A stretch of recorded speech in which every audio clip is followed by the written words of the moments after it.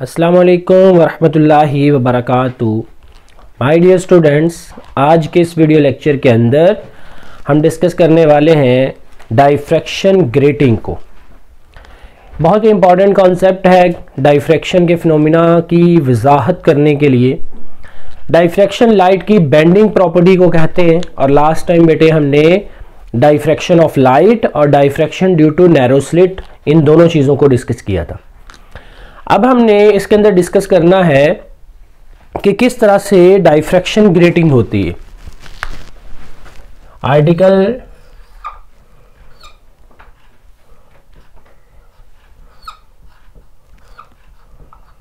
Diffraction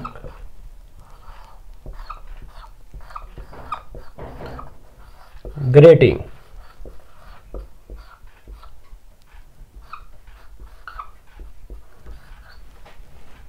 diffraction grating basically किसी screen के ऊपर अगर हम लार्ज नंबर ऑफ स्लिट्स बना दें तो उसको हम डाइफ्रैक्शन ग्रेटिंग का नाम देंगे। पहले हमने डबल स्लिट एक्सपेरिमेंट पढ़ा कि एक स्क्रीन के ऊपर दो स्लिट करके देखे तो उसमें बेटे हमें इंटरफेरेंस का फिनोमिना बहुत अच्छे तरीके से वाज़ेह कर दिया। फिर हमने diffraction due to narrow slit पिछले ही आर्टिकल में डिस्कस किया कि स्क्रीन के ऊपर एक स्लिट किया जाए। अब अगर एक से ज़्यादा और लार्ज तादाद के अंदर बहुत सारे स्लिट जो हैं वो एक स्क्रीन के ऊपर कर दिए जाएं तो उसको हम बेटे नाम देते हैं डाइफ्रैक्शन ग्रेटिंग का। और लार्ज नंबर ऑफ स्लिट में अब आज हमने डिस्कशन करनी है कि किस तरह से डाइफ्रैक्शन होगी। तो डाइफ्रैक्शन ग्रेटिंग का इंट्रोडक्शन हम लेते हैं। इंट्रोडक्शन कि ये डिवाइस है कैसी।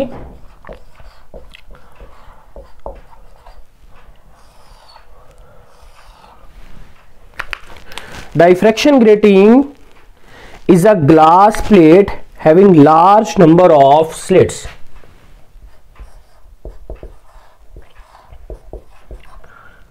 Diffraction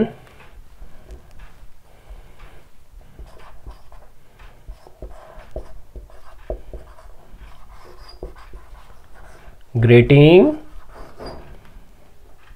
is diffraction grating एक ग्लास है, is a glass that have large number of slits that is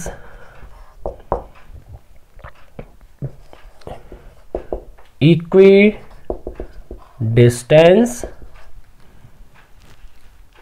are mechanically ruled on it। कि बहुत सारे स्लिट अगर एक स्क्रीन पर बना दिए जाएं और उन तमाम स्लिट्स के दरमियान में फासला बराबर हो तो हम उसको बेटे बोलते हैं ये डाइफ्रैक्शन ग्रेटिंग है। मसलन आप इसको एक स्क्रीन मतलब ग्लास की शीट एक लें, उस ग्लास की शीट के ऊपर इस तरह जिस तरह हमारे पास कंघी होती है उस कंघी को रखकर एक स्क्रैच डाल दें तो वो कंघी के हर कंघी का जो एक कह लें कि उसकी नोक है उसकी दूसरी नोक से बराबर डिस्टेंस पर, तो वो खराश बराबर डिस्टेंस पर आती चली जाएगी। अब जिस तरह से वो सारी की सारी खराशें आ गई वो पैरेलल आपस में हैं और इक्वी डिस्टेंसेस हैं तो इसको हम बेटे डाइफ्रैक्शन ग्रेटिंग कह देंगे। दो स्लिट्स के दरमियान का जो डिस्टेंस है उसको हम डी का नाम देंगे और उस डी को हम कंसिडर करेंगे ग्रेटिंग एलिमेंट के नाम से। उसको हम कहेंगे ये ग्रेटिंग एलिमेंट है।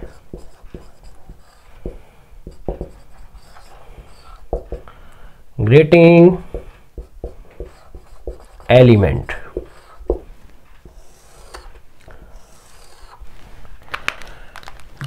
The distance between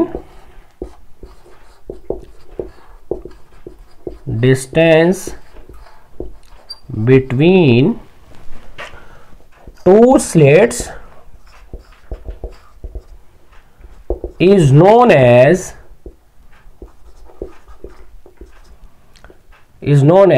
grating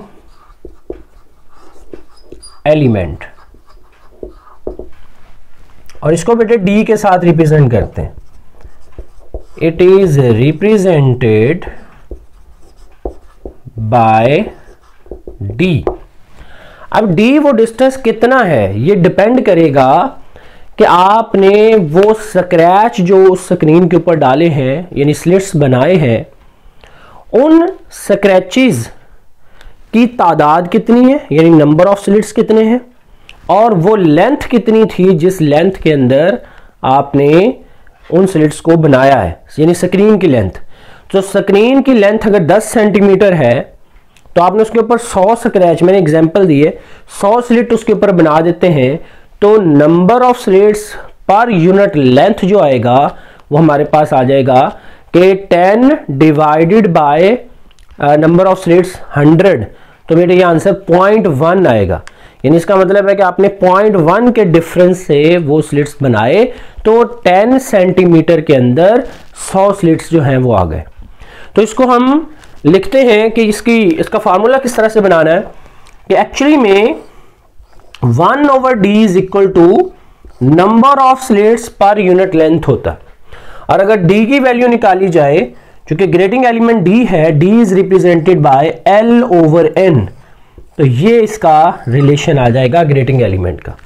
number of slits per unit length is equal to 1/d, और d की वैल्यू जो है फिर L/n के बराबर आ जाएगी। तो आमतौर पर 400 से लेकर 5000 तक आप वो स्लिट्स की तादाद रखते हैं। अब जरा कंपैरिजन कीजिए कि जब डबल स्लिट एक्सपेरिमेंट किया था तो हमने सिर्फ 2 स्लिट्स किए हैं, 2 स्लिट्स का दरमियानी डिस्टेंस d था। यहां पर 400 से लेकर 5000 तक आपने स्क्रीन के ऊपर स्लिट्स बनाने हैं, और हर स्लिट का दरमियानी डिस्टेंस बराबर होना चाहिए और वो d के बराबर होगा। तो हम इसमें लिखते हैं कि नॉर्मली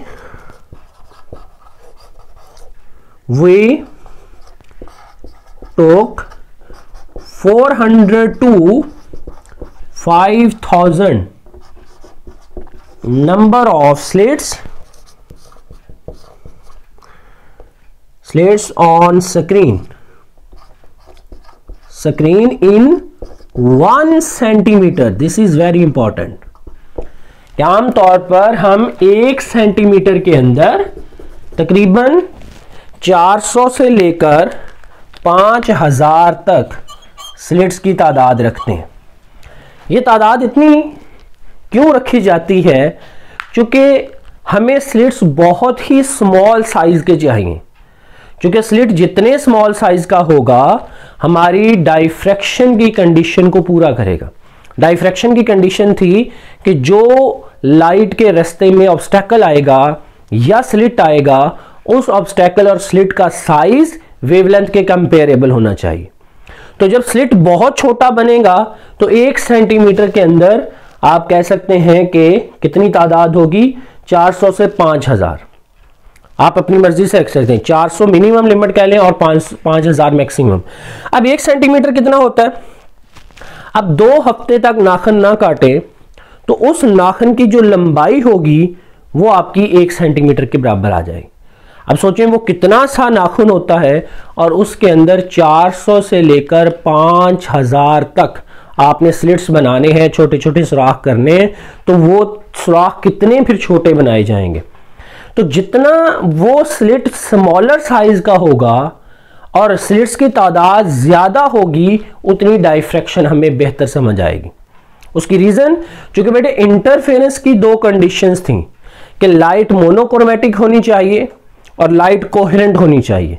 तो लास्ट लेक्चर में मैंने वाज़ेह किया था कि डाइफ्रैक्शन में लाइट बेंड होती है, और बेंडिंग ऑफ लाइट की कंडीशन है कि लाइट के सामने पड़ा हुआ ऑब्स्टेकल स्मॉलर इन साइज होना चाहिए, it should be comparable to the wavelength. Wavelength of light से ज्यादा ना हो, वेवलेंथ ऑफ लाइट से छोटा हो, या उसके तकरीबन आसपास करीब करीब जो है वो होगा। तो ये डाइफ्रैक्शन की कंडीशन है। डाइफ्रैक्शन के फिनोमिना के अंदर जब आप ये कंडीशन लगा देते हैं, ये पूरी कर देते हैं, तो लाइट बेंड हो जाती है। उस बेंडिंग ऑफ लाइट के बाद आपने डाइफ्रैक्शन का पैटर्न ऑब्जर्व करना है, तो उसके लिए इंटरफेरेंस ही चाहिए। इसका मतलब यह हुआ कि इंटरफेरेंस की कंडीशन भी डाइफ्रैक्शन में पूरी होनी चाहिए और डाइफ्रैक्शन की अपनी कंडीशन भी पूरी होनी चाहिए। तो यहां पर हम इतने 1 सेंटीमीटर के अंदर इतनी ज्यादा स्लिट्स करने का मकसद ही ये है ताकि स्लिट्स की जो डिस्टेंस है वो बहुत कम हो, और वो बेसिकली आप कह सकते हैं कि हमारी नॉर्मल आंख से वो स्लिट्स नजर नहीं आएंगे, वो माइक्रोस्कोपिक होंगे।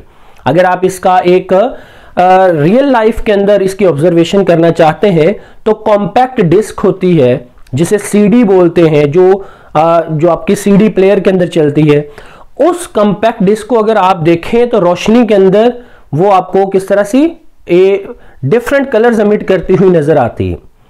तो बेसिकली उस कॉम्पैक्ट डिस्क के अंदर आप डाइफ्रैक्शन ग्रेटिंग बनाते हैं। वो अगर आप आम आंख से देखेंगे सीडी को तो आप कहेंगे सर इसके अंदर सुराख तो नजर नहीं आ रहे, वो सुराख इतने छोटे हैं कि हमें नॉर्मल आंख से नजर भी नहीं आएंगे। ठीक है, तो उस कॉम्पैक्ट डिस्क के अंदर बेसिकली बहुत छोटे छोटे सुराख करके डाइफ्रैक्शन ग्रेटिंग बनाई जाती है, और आगे उसके यूजेस हैं जो डिफरेंट तरह से आप करते हैं, वो हमारी आज बहस का हिस्सा नहीं है। लेकिन आप उस कॉम्पैक्ट डिस्क को देखेंगे तो आपको प्लेन नजर आएगी, उसमें कोई सुराख नजर नहीं आएगा, कोई स्लिट नहीं नजर आएगा। लेकिन अगर आप माइक्रोस्कोप की मदद से उसको देखने की कोशिश करेंगे तो आपको वो स्लिट्स जो है वो वाजे नजर आ रहे होंगे।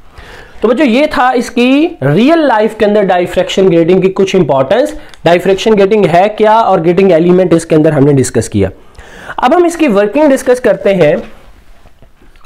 वर्किंग ये किस तरह से बनी है। वैसे तो मैंने बताया कि इसके अंदर 400 से 5000 स्लिट्स होंगे, लेकिन समझाने की खातिर मैं यहां पर थोड़े से स्लिट्स लेता हूं।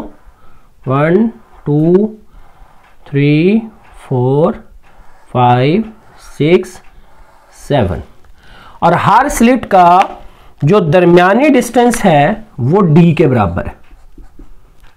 ठीक है, एक स्लिट से दूसरे स्लिट का दरमियानी डिस्टेंस d के बराबर है।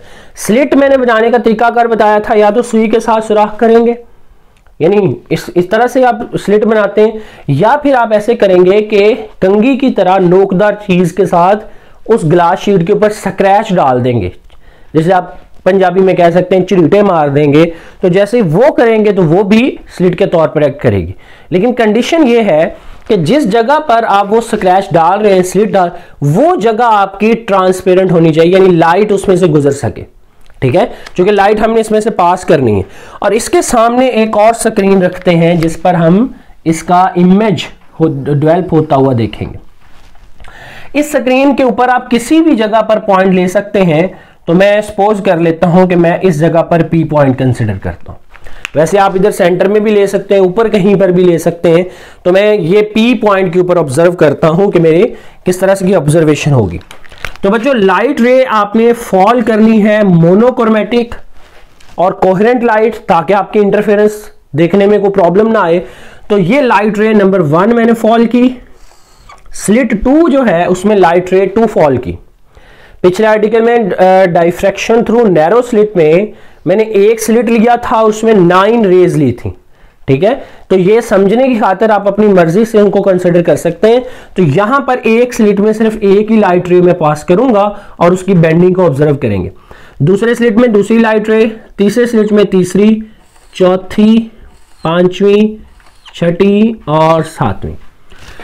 इसको मैं कहूंगा कि ये लाइट मोनोक्रोमेटिक होनी चाहिए, क्रोमेटिक एंड कोहेरेंट होनी चाहिए, ताकि हमें इंटरफेरेंस करवाते हुए कोई प्रॉब्लम फेस ना हो।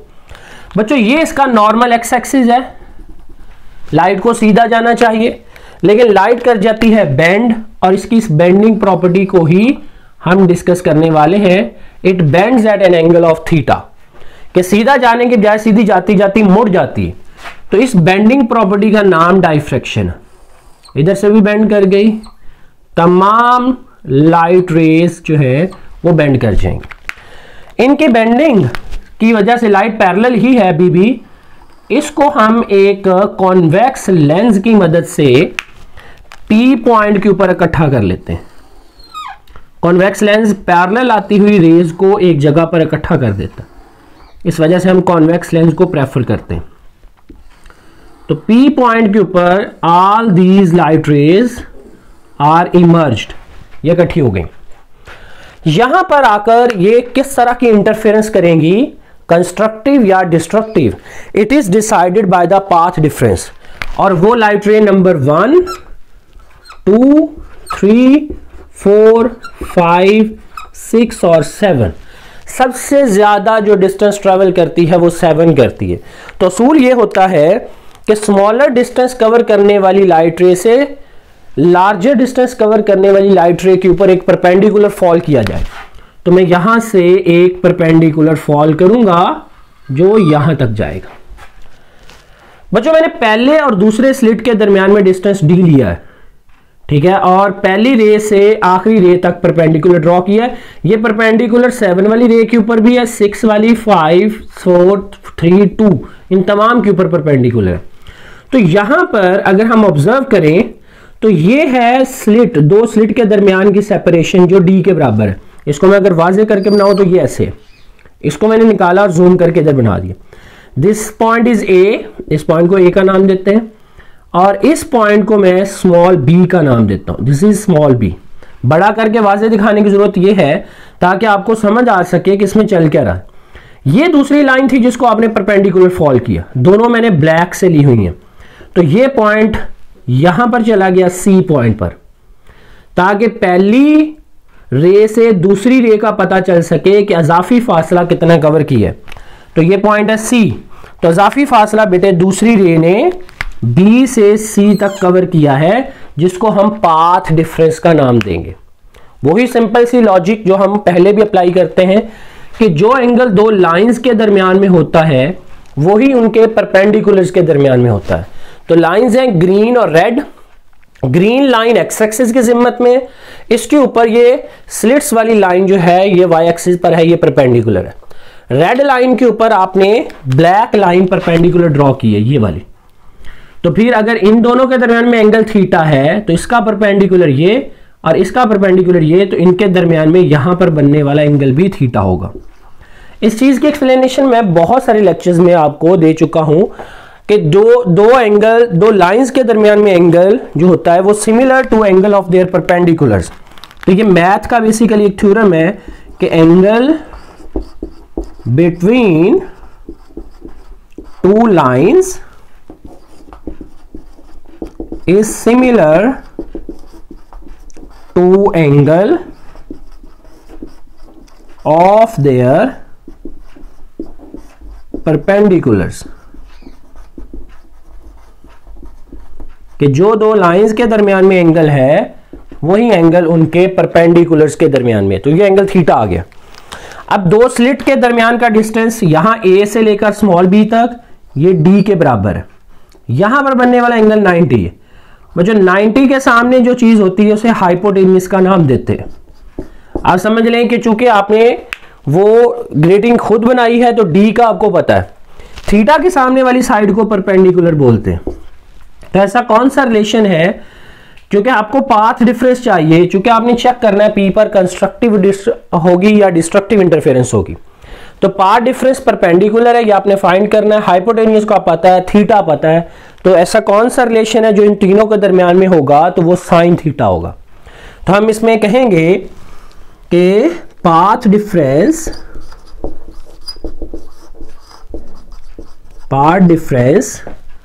small bc can be found using triangle ABC।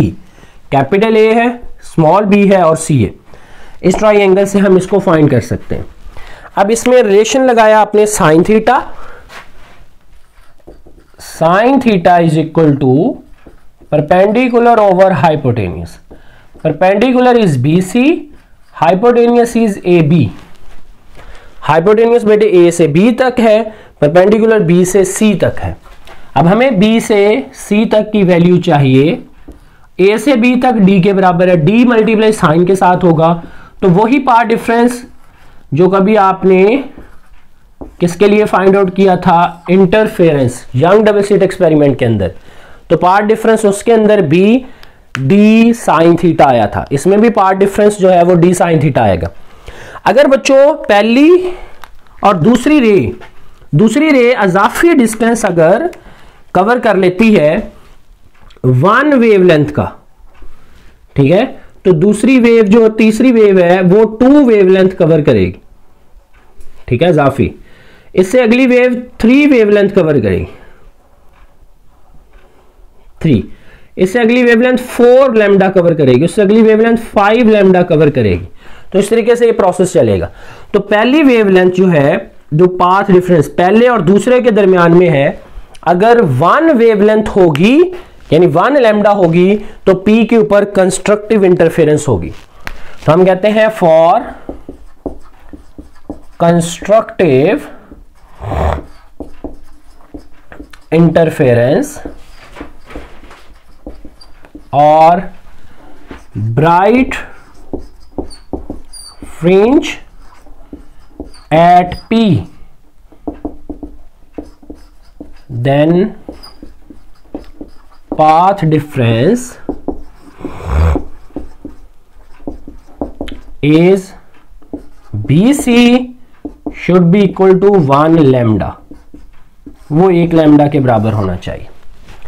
अब BC 1 लैम्डा होगा तो उस वक्त आपके पास कंस्ट्रक्टिव इंटरफेरेंस और P के ऊपर ब्राइट बन रहा होगा। तो बेटे इस तरह से हम ऑनवर्ड चले, तो अगर फिर आप ऊपर मूव करेंगे तो ये सीरीज तो बनेगी, मतलब सेंटर के ऊपर अगर हम ऑब्जर्व करें तो सेंटर के ऊपर ब्राइट बनेगी, सेंटर से ऊपर डार्क, नीचे डार्क, ऊपर फिर ब्राइट, फिर ब्राइट, फिर डार्क, फिर डार्क, फिर ब्राइट, फिर ब्राइट। इस तरह से ये सीरीज चलती होती है, जो कि सेंटर के ऊपर आपके पास ब्राइट बनेगी, ये ब्राइट है, यानी ये सेंट्रल आपका ब्राइट नजर आएगा, उससे ऊपर जो है वो डार्क एरिया नजर आएगा और नीचे भी डार्क एरिया नजर आएगा, और उससे ऊपर फिर आपको ब्राइट नजर आएगा। और डाइफ्रैक्शन की प्रॉब्लम ये होती है कि इसकी ब्राइट डार्क बराबर नहीं होती, जबकि इंटरफेरेंस की ब्राइट डार्क जो है ये बराबर होती हैं। इसमें डार्क सेंटर के करीब स्मॉल होता है, फिर डार्क ज्यादा हो जाता है, डार्क ज्यादा हो जाता है, और ब्राइट स्मॉल होना शुरू हो जाता है। ये डार्क रीजन है, ये भी डार्क है, ये भी डार्क है, और फिर एक ब्राइट बनेगा जो यहां पर आ जाए P पॉइंट पर, और इससे ऊपर भी एक डार्क बनेगा और ब्राइट बनेगा जो यहां पे आ जाए। तो हमने P के ऊपर बनने वाले ब्राइट की बात की है, तो उसके लिए कंडीशन आ गई हमारे पास 1 लैम्डा, ठीक है। अब बच्चों सेंटर के लिए क्या कंडीशन होगी, सेंटर पर तो जब लाइट पहुंचेगी तो पार्ट डिफरेंस नहीं होगा, तमाम लाइट्स तकरीबन बराबर फासला तय करके जाएंगी, क्योंकि जितनी लाइट इधर से सेंटर तक जाएगी उतनी ही इधर से सेंटर तक आएगी, दोनों सेम डिस्टेंस ट्रेवल करेंगी। उस वक्त पार्ट डिफरेंस होगा 0 लैम्डा। 0 लैम्डा की वजह से सेंटर पर ब्राइट बनेगी, और उस ब्राइट का नाम हम रखेंगे 0 ऑर्डर डाइफ्रैक्शन। तो इसको हम बेटे बोलते हैं, इसका नाम हम रखें तो रखेंगे 0 ऑर्डर डाइफ्रैक्शन। फिर इससे ऊपर जो होगी वो होगी फर्स्ट ऑर्डर, उससे ऊपर जो होगी वो होगी सेकंड ऑर्डर। इस तरीके से ये प्रोसेस चलेगा। इसमें आपके पास हम डाइफ्रैक्शन के लिए इसमें m की बजाय n यूज करेंगे। इसमें n की वैल्यू 0 होगी, 0 ऑर्डर ब्राइट, इसमें n इज इक्वल टू 1 होगा, इसमें n इज इक्वल टू 2 होगा, इसमें n इज इक्वल टू, चूंकि ऑपोजिट डायरेक्शन में है तो -1 आएगा। माइनस डजंट मीन कि वेवलेंथ माइनस में है या पार्ट डिफरेंस माइनस में है, माइनस का मतलब सिर्फ डायरेक्शन ऑपोजिट होने का है। तो इसमें बेटे n की वैल्यू -2 के बराबर आ जाए। अब इसको बोलते हैं कि सेंट्रल ब्राइट, ये ब्राइट और डार्क की पूरी सीरीज मिलेगी जैसे इंटरफेरेंस में मिलती है। तो सेंटर के ऊपर जो ब्राइट बनेगी उसको 0 ऑर्डर ब्राइट या 0 ऑर्डर डाइफ्रैक्शन बोलेंगे। तो हम zero order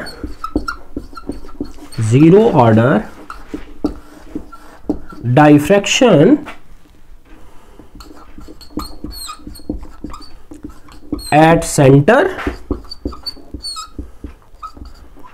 and center of screen becomes bright, कि स्क्रीन की जो सेंटर है वो ब्राइट बनेगी, क्योंकि उस वक्त पाथ डिफरेंस जीरो है, जीरो लैम्डा। फिर आप जब बाहर मूव करेंगे ऊपर या नीचे, तो या तो इसको ज्यादा फासला कवर करना पड़ेगा अगर नीचे मूव करेंगे, और अगर ऊपर मूव करेंगे तो इसको ज्यादा फासला ऊपर की तरफ कवर करना पड़ेगा। फिर पाथ डिफरेंस आएगा 1 लैम्डा, फिर उसको बोलेंगे फर्स्ट ब्राइट। अगर पाथ डिफरेंस आए 2 लैम्डा, सेकंड ब्राइट। अगर पाथ डिफरेंस आए 3 लैम्डा, वो आपके पास आ जाएगी थर्ड ब्राइट।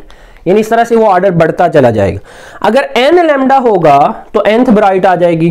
तो फिर हम जर्नल बात करें तो हम कहते हैं कि for nth bright fringe, n bright fringe के लिए आपके पास यही d sine theta is equal to n lambda होना चाहिए। अब n आपके अपने बिहाफ पर है, n की वैल्यू 0 भी हो सकती है सेंटर के लिए, +-1 भी हो सकती है, +-2 भी हो सकती है, and so on. Plus minus मैंने इसलिए लिखा ऊपर भी आ रही है नीचे भी, ऊपर भी नीचे भी, इस तरीके से ये वेरी हो रही है। तो n लैम्डा अगर d साइन थीटा के बराबर होगा तो बेटे वो हमारे पास कंसिडर किया जाएगा nth ऑर्डर डाइफ्रैक्शन के लिए। अब nth ऑर्डर डाइफ्रैक्शन, ऑर्डर का तो हमें समझ आ गया, ऑर्डर है ब्राइट का नंबर, सेंटर के ऊपर ब्राइट होगी तो जीरो ऑर्डर, बाहर की तरफ जाते जाओ ऊपर या नीचे तो आपके पास फर्स्ट, सेकंड, थर्ड, फोर्थ, ऐसे ऑर्डर बढ़ता चला जाएगा। अब ये ऑर्डर का क्या चक्कर है, ऑर्डर बहुत इंपॉर्टेंट है। जितना हायर ऑर्डर डाइफ्रैक्शन होगा, ये डिपेंड किस पर करेगा, ऑर्डर ऑफ डाइफ्रैक्शन। अगर n की वैल्यू निकालें तो लैम्डा इसके डिवीजन में आ जाएगा। तो हम ऑर्डर ऑफ डाइफ्रैक्शन की थोड़ी सी डिस्कशन कर लेते हैं ताकि हमें प्रॉब्लम्स और बेहतर समझ आ जाए। तो हम ऑर्डर ऑफ, हेडिंग दीजिए, order of diffraction. Order of diffraction is n is equal to d sine theta over lambda.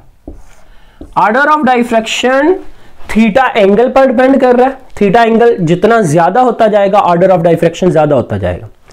यानी जितनी लाइट, ये P पॉइंट है, आप इधर ले रहे हैं, इधर ले रहे हैं, इधर ले रहे हैं, जितना आप लाइट को नीचे ले आओगे ये थीटा बढ़ जाएगा, उतने ज्यादा ऑर्डर बढ़ेगा डाइफ्रैक्शन का। फिर d distance between slit, slit जितनी ज्यादा सेपरेशन लेगा, जिसे ग्रेटिंग एलिमेंट कहा था, तो ग्रेटिंग एलिमेंट जितना ज्यादा होगा उतना d ज्यादा होगा, उतना ज्यादा हायर ऑर्डर डाइफ्रैक्शन बनेगा।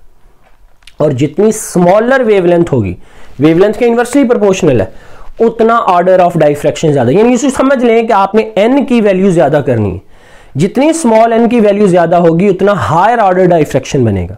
और हायर ऑर्डर डाइफ्रैक्शन जो है इसका एक यूज है, वो क्या है कि जितना हायर ऑर्डर डाइफ्रैक्शन होगा उतनी आपकी वेवलेंथ के दरमियान में फर्क करना आसान हो जाएगा।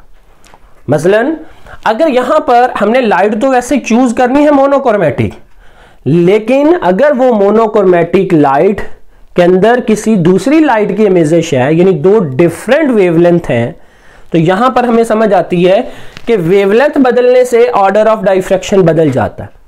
तो जब उनकी डाइफ्रैक्शन होगी ऐसी, यूं समझ लें कि आपने मोनोक्रोमैटिक लाइट बना ली, लेकिन चोरी चोरी से कोई और वेवलेंथ भी उसमें इंटर हो गई। अब आपने इसको पहचानना है, कैसे पहचानेंगे, उसकी करवाएं डाइफ्रैक्शन ग्रेटिंग। डाइफ्रैक्शन ग्रेटिंग में से पास करेंगे, हायर ऑर्डर डाइफ्रैक्शन लें, तो क्या होगा, वो दोनों वेवलेंथ अलग अलग हो जाएंगी, स्प्लिट हो जाएंगी, आपको उनका फर्क करना आसान हो जाएगा। क्योंकि वेवलेंथ बदलने से ऑर्डर बदल जाता है। तो अगर ब्लू और ग्रीन कलर का कंपैरिजन किया जाए, ब्लू और रेड का कर लेते हैं, क्योंकि इनके वेवलेंथ में ज्यादा फर्क है। तो रेड की वेवलेंथ ज्यादा है, इसका ऑर्डर ऑफ डाइफ्रैक्शन कम होगा। ब्लू की वेवलेंथ कम है, इसका ऑर्डर ऑफ डाइफ्रैक्शन ज्यादा होगा। मतलब कि जैसे ही ये दोनों वेव इंटर होंगी तो जिस जगह पर पी पॉइंट पर अगर रेड की वेवलेंथ ज्यादा थी, इसका ऑर्डर कम होगा, तो यहां पर पी पॉइंट पर रेड की सेकंड ब्राइट बनेगी, तो ब्लू की थर्ड या फोर्थ ब्राइट बन रही होगी। क्योंकि ब्लू की वेवलेंथ कम है तो ब्लू की ज्यादा ब्राइट यहां तक पहुंचेंगी, तो हम कहेंगे कि हमने वाज़ेह फर्क कर लिया ब्लू और रेड के अंदर यूजिंग हायर ऑर्डर डाइफ्रैक्शन। तो ये एडवांटेज है कि दो डिफरेंट वेवलेंथ को कंपेयर करने के लिए हम हायर ऑर्डर डाइफ्रैक्शन यूज करते हैं। Using higher order diffraction we can split two different wavelength of lights। हम लाइट की दो डिफरेंट वेवलेंथ को अलग अलग कर सकते हैं यूजिंग हायर ऑर्डर डाइफ्रैक्शन। बेटे ये था हमारे पास हायर ऑर्डर डाइफ्रैक्शन का इस्तेमाल। अब कुछ एक्सरसाइज के रिलेटेड शॉर्ट आंसर जो हैं वो परफॉर्म करते हैं। पहला क्वेश्चन है इसके अंदर, वैसे इनके शॉर्ट आंसर मैंने नॉर्मल लेक्चर के अंदर आपको लिखवा दिए, मैं बस रिपीट करूंगा इनके answers. Under what conditions two and more source of light behave as coherent. मैंने एक पूरा इसके ऊपर लेक्चर बनाया था कि इंटरफेरेंस की कंडीशंस क्या हैं। तो कंडीशंस थी इंटरफेरेंस की कि मोनोक्रोमेटिक लाइट सोर्स होना चाहिए और कोहेरेंट होना चाहिए। अब ये पूछ रहा है कि किस कंडीशन से दो लाइट सोर्स कोहेरेंट होंगे। कोहेरेंट की कंडीशन ये है कि दो लाइट रेज का सेम फेज ऑफ वाइब्रेशन हो या कांस्टेंट फेज डिफरेंस के साथ ट्रेवल कर रही हो, तो उसको हम कहते हैं वो कोहेरेंट सोर्स ऑफ लाइट है। कोहेरेंट बनाने का सिर्फ एक ही मेथड है कि आप मोनोक्रोमेटिक लाइट एक लें, उसको स्प्लिट करके दो में बदल लें, तो उससे बनने वाली लाइट जो है वो कोहेरेंट हो जाएगी। दूसरा बेटे, how is the distance between interference fringes effect the separation between the slits of Young's experiment, can fringes disappear. ये यंग डबल स्लिट एक्सपेरिमेंट का शॉर्ट क्वेश्चन है। यंग डबल स्लिट एक्सपेरिमेंट में जो फ्रिंज स्पेस थी delta Y, उसकी बात कर रहा है। डिस्टेंस बिटवीन टू फ्रिंजेस मतलब fringe space delta Y. Delta Y बेटे होता था लैम्डा एल ओवर डी के बराबर आया था। ये हमने उसका रिलेशन जो है वो निकाला था, लैम्डा एल ओवर डी। अब जितना डी डिस्टेंस जो है वो ज्यादा करते जाओगे, स्लिट्स के दरमियान में सेपरेशन ज्यादा करते जाओगे, D is the distance between two slits, उतनी फ्रिंज स्पेसिंग कम होती जाएगी, यानी वो फ्रिंज छोटी से छोटी बनती जाएंगी। और इंटरफेरेंस की फ्रिंजेस बराबर विड्थ की होती हैं, ब्राइट और डार्क। जब वो सारी की सारी छोटी होगी, अगर आप डिस्टेंस बहुत ज्यादा बढ़ा दोगे तो वो फ्रिंजेस इतनी छोटी हो जाएंगी कि आपस में मर्ज हो जाएंगी, आपको ब्राइट और डार्क के अंदर फर्क पता नहीं चलेगा। तो ये आप डिस्टेंस सेपरेशन बिटवीन स्लिट से आप डिस्टेंस बिटवीन फ्रिंजेस जो है वो चेंज कर सकते हैं। उसके बाद क्वेश्चन नंबर बेटे 9.3 है, can visible light produce interference fringes, explain. Yes, visible light can produce interference. अब आप कहेंगे कि सर विजिबल लाइट के अंदर तो 7 कलर्स होते हैं। वो 7 कलर्स अलग अलग नहीं है, लेकिन जैसे ही लाइट इंटरफेरेंस करने के लिए स्लिट में से पास करेगी, तो ये चीज तो आपको पता है, स्लिट में से पास करने के बाद उनकी डाइफ्रैक्शन होती है, और डाइफ्रैक्शन जितनी हायर ऑर्डर की होती है उतनी लाइट्स की वेवलेंथ के दरमियान में सेपरेशन अलग अलग होनी शुरू हो जाती है।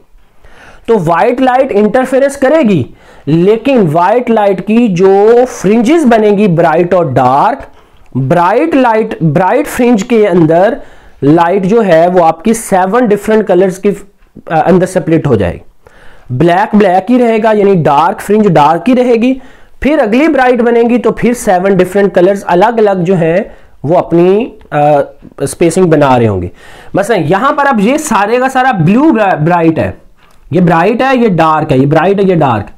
तो अगर व्हाइट लाइट होती तो ये जो ब्राइट है इसके अंदर 7 डिफरेंट कलर्स होते, डार्क ही रहती, ये 7 डिफरेंट कलर्स होते, डार्क रहेगी 7, यानी सिर्फ ब्राइट फ्रिंजेस के अंदर 7 कलर्स जो हैं वो अलग अलग नजर आएंगे, डार्क डार्क के तौर पर ही अपीयर होगी। ये होना था अगर व्हाइट लाइट इंटरफेरेंस कर जाती, बल्कि व्हाइट लाइट इंटरफेरेंस करेगी और इस तरह से बिहेव करेगी। इस अगला क्वेश्चन है, is young double slit experiment if one of the slit is covered with blue filter. Blue filter का मतलब है वो सिर्फ ब्लू लाइट को आगे पास करेगी। डबल स्लिट एक्सपेरिमेंट में 2 स्लिट्स होते हैं, एक को ब्लू फिल्टर से फिल कर दिया यानी उसमें से ब्लू लाइट जाएगी, and other with red filter, दूसरी में से रेड लाइट जाएगी। तो what would be the pattern of light intensity on screen. तो स्क्रीन के ऊपर बेटे कोई भी इंटरफेरेंस का पैटर्न नहीं होगा, क्योंकि जो 2 लाइट्स स्लिट में से पास करके जा रही हैं बोथ हैव डिफरेंट फ्रीक्वेंसी। हमें लाइट मोनोक्रोमेटिक चाहिए होती है, तो डिफरेंट फ्रीक्वेंसी और डिफरेंट वेवलेंथ की लाइट जो है वो इंटरफेरेंस परफॉर्म नहीं करेंगी यंग डबल स्लिट एक्सपेरिमेंट में। तो ये हमें कोई इंटरफेरेंस पैटर्न नहीं मिल रहा होगा। इससे अगला क्वेश्चन है कि explain 9.5 explain whether the Young's experiment is an experiment for study the interference और डाइफ्रैक्शन इफेक्ट। तो बेटे यंग डबल स्लिट एक्सपेरिमेंट जो है ये परफेक्टली इंटरफेरेंस को समझने के लिए है, तो ये इंटरफेरेंस पैटर्न को ही ड्रॉ किया जाएगा। इसके साथ हम उसके अंदर डाइफ्रैक्शन होती जरूर है, लाइट बेंड जरूर होती है, लेकिन हम उसको डाइफ्रैक्शन को स्टडी करने के लिए इस्तेमाल नहीं करते। क्वेश्चन नंबर 9.7 है, could you obtain Newton rings with transmitted light, if yes would the pattern of different from obtain with reflected light. बच्चों न्यूटन रिंग्स का जो मैंने पैटर्न आपको नॉर्मल लेक्चर में पढ़ाया वो रिफ्लेक्टेड लाइट से था। लाइट आकर टकराती थी और रिफ्लेक्ट हो जाती थी। अगर लाइट रिफ्लेक्टेड होगी तो सेंटर जो है वो डार्क बनेगा, क्योंकि लाइट का अजाफी पार्ट डिफरेंस λ/2 हो जाता है। ये मैंने नॉर्मल लेक्चर में आपको लिखवाया हुआ है कि why centre of the Newton rings becomes dark. क्योंकि लाइट रिफ्लेक्शन हासिल की तो पार्ट डिफरेंस λ/2 आ गया। λ/2 is the condition of destructive interference. लेकिन अगर हम यही Newton rings bright light transmitted light से जो आगे पास कर जाए उससे बनाएं, तो जो लाइट सेंटर पर फॉल करेगी वो वापस नहीं आएगी, उसका पाथ डिफरेंस नहीं होगा, तो सेंटर फिर डार्क बनने की बजाय ब्राइट अपीयर होगी। ये 2 डिफरेंस है कि अगर रिफ्लेक्टेड लाइट से आप न्यूटन रिंग्स बनाएंगे तो सेंटर डार्क बनेगा due to reflection, it got additional path difference λ/2। और अगर आप ट्रांसमिटेड लाइट से जो आगे पास कर जाती है उससे न्यूटन रिंग्स बनाएंगे तो सेंटर ब्राइट बन जाएगा। दोनों से न्यूटन रिंग्स बनेंगे, लेकिन ट्रांसमिटेड से सेंटर ब्राइट बन जाएगा।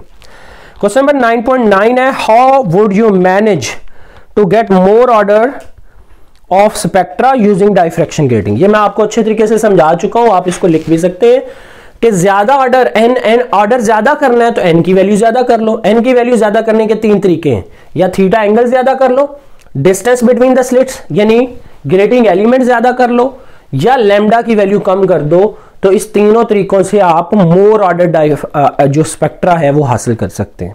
ओके बेटे, टेक केयर, अल्लाह हाफिज।